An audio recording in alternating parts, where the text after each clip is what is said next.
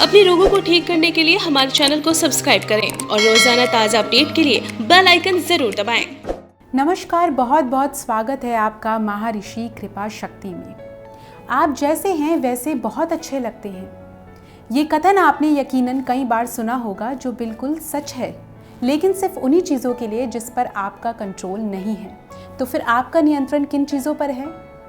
अपने बढ़ते वजन के लिए आपने कई सारे उपाय किए होंगे, डाइट प्लान्स बनाए होंगे, उल्टी सीधी दवाइयाँ खाई होंगी, जिम में घंटों पसीना बहाया होगा, लेकिन सफलता शायद ही मिली होगी। तो इसलिए आज हम बात करेंगे आयुर्वेदिक तरीकों से वेट लॉस की, वो भी बिना किसी साइड इफ़ेक्ट्स के। वज़न बढ़ने का मुख्य कारण होता है रात को देर से खाना खाना। यदि आप भी रात को देर से खाना खाते हैं तो आज ही आदत छोड़ दीजिए, क्योंकि इससे वज़न घटाना बेहद मुश्किल हो जाएगा। आयुर्वेद के अनुसार रात को 7 बजे तक खाना खा लेना चाहिए और रात का खाना बेहद हल्का और पचने वाला होना चाहिए। खाना खाने को लेकर हम सबसे कम सतर्क होते हैं। हम लगातार एक ही तरह का खाना खाते रहते हैं, जिससे हमारे शरीर को सभी पोषक तत्व नहीं मिल पाते।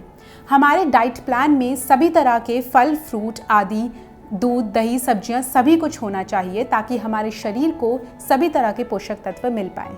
अगर आप सच में वज़न कम करना चाहते हैं तो आपको बाहर का खाना नहीं खाना चाहिए। बाहर के खाने में तेल, नमक, मसाला बहुत ही ज़्यादा मात्रा में होता है, जो शरीर के लिए बेहद नुकसानदायक है। ये ना तो शरीर को पोषण देता है और ना ही उसे वज़न घटाने में मदद करता है। वज़न कम करने में पानी की भूमिका सबसे महत्वपूर्ण है। यदि आप सुबह उठकर हल्का गुनगुना या गर्म पानी पीते हैं तो इससे वज़न तेज़ी से कम होता है। सही मात्रा में सही समय पर पानी पीने से वज़न पर बेहद इफेक्ट पड़ता है। रात में सोने का समय भी आपके वज़न पर काफ़ी असर डालता है। अगर आप रात में पर्याप्त नींद नहीं लेते हैं तो आपका वज़न तेज़ी से बढ़ सकता है। आयुर्वेदा के अनुसार आपको 7 से 8 घंटों की नींद लेनी चाहिए, ताकि आपका मेटाबॉलिक रेट बना रहे। तो इसलिए अगर आप अपना वज़न घटाना चाहते हैं तो सबसे पहले समय से और पर्याप्त नींद लेना शुरू कीजिए। तो आज हम एक नए तरह के व्रत की बात करेंगे, जिसका नाम है इंटरमिटेंट फास्टिंग। इंटरमिटेंट फास्टिंग का मतलब पूरे दिन भूखे रहना नहीं होता। इस व्रत में आप 16 से 20 घंटों तक व्रत में रहते हैं, यानी आपको 4 से 5 घंटों का समय मिलता है कुछ भी खाने के लिए। अगर समय के हिसाब से देखा जाए तो सबसे अच्छा समय होता है रात के 8 बजे से लेके दोपहर के 12 बजे तक, क्योंकि इस बीच आप सो रहे होते हैं।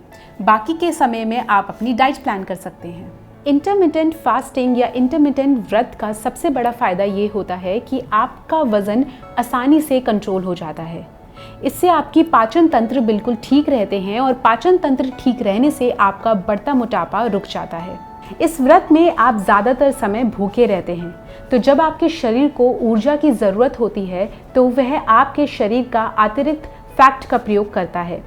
इससे आपका फैट जल्दी से गायब हो जाता है और इसीलिए इंटरमिटेंट फास्टिंग बहुत ही कारगर तरीका माना जाता है। इंटरमिटेंट फास्टिंग आपके शरीर में मेटाबॉलिज्म की मात्रा को बढ़ा देता है, जिसकी वजह से आपके शरीर में इंसुलिन सही से काम करता है और पेट की चर्बी को घटाने के लिए भी इंटरमिटेंट फास्टिंग एक बहुत कारगर तरीका माना जाता है।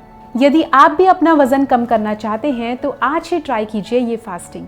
यदि आपके कोई सुझाव या प्रश्न हो तो हमें कमेंट सेक्शन में लिख के ज़रूर बताइएगा और जुड़े रहिएगा ऐसी ही जानकारियों के लिए महर्षि कृपा शक्ति के साथ। अपने रोगों को ठीक करने के लिए हमारे चैनल को सब्सक्राइब करें और रोजाना ताज़ा अपडेट के लिए बेल आइकन जरूर दबाएं।